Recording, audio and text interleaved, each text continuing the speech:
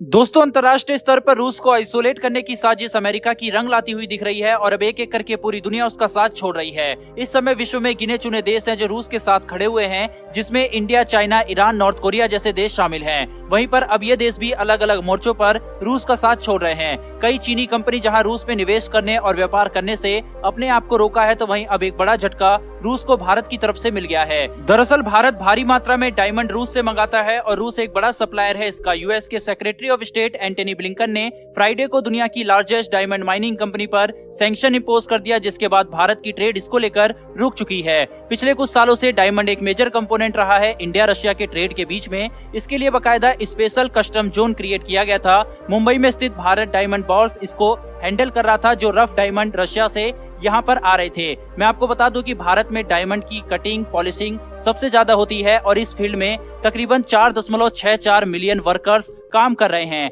America के sanction के बाद यह एक बड़ा झटका भारत के लिए भी है, क्योंकि डायमंड बिजनेस में रोजगार काफी ज्यादा है और इंडिया का डायमंड ट्रेड काफी ज्यादा डिपेंडेंट है रशिया के ऊपर, जहां से रफ डायमंड भारत आता था। इस सैंक्शन के बाद इसकी सप्लाई चेन पूरी तरह से बाधित हो जाएगी, जिसके बाद भारत में खासकर एक सीरियस प्रॉब्लम खड़ी हो सकती है ज्वेलरी वगैरह को लेकर। हालांकि जैसा कि आप द हिंदू का आर्टिकल स्क्रीन पर देख सकते हैं, जिसमें लिखा हुआ है India studying US sanction on Russian diamond major Alrosa, यानी कि भारत अभी से इसकी काट ढूंढने में लग चुका है, क्योंकि भारत को पता है कि इस सैंक्शन से भारत काफी हद तक प्रभावित होने वाला है। लेकिन फिलहाल के लिए यूएस सैंक्शन को देखते हुए इसके इंपोर्ट पर रोक लगा दी गई है। हालांकि इसको लेकर यह आशंका जताई जा रही है कि जब भारत और अमेरिका के बीच 2+2 मीटिंग 11 अप्रैल को होगी, तो भारत इसको लेकर यूएस से डिस्कस करेगा। इसके अलावा भारत की तरफ से एक और झटका रूस को दिया गया है। दरअसल रूस पर लग रहे सैकड़ों प्रतिबंधों की वजह से भारत के लिए भी कई अड़चने अमेरिका ने पैदा कर दिए हैं। अब तो मानो ऐसा लग रहा है कि ये प्रतिबंध इनडायरेक्टली भारत पर ही लग रहे हैं, क्योंकि भारत काफी हद तक डिफेंस से लेकर कई अन्य क्षेत्र में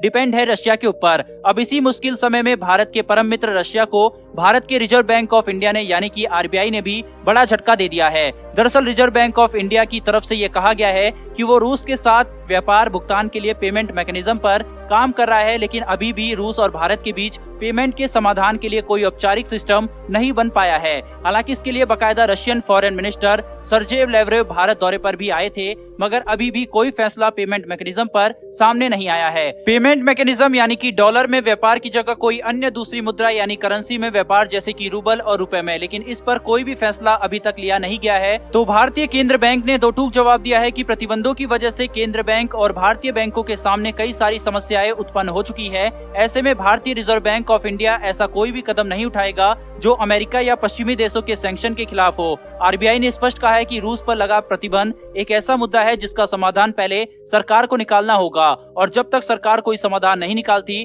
तब तक रिजर्व बैंक ऑफ इंडिया भी प्रतिबंधों के खिलाफ कोई भी कदम नहीं उठा सकता।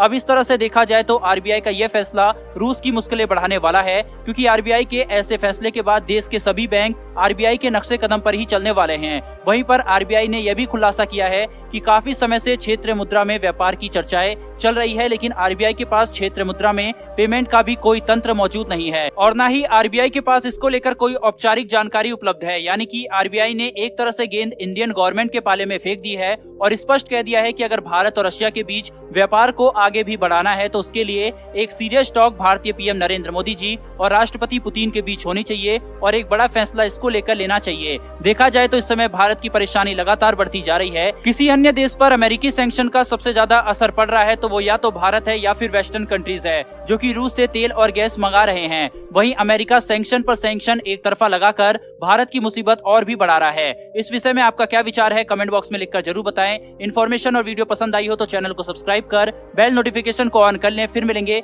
डिफेंस और वर्ल्ड अफेयर से जुड़ी ऐसी एक नई वीडियो के साथ। धन्यवाद। जय हिंद।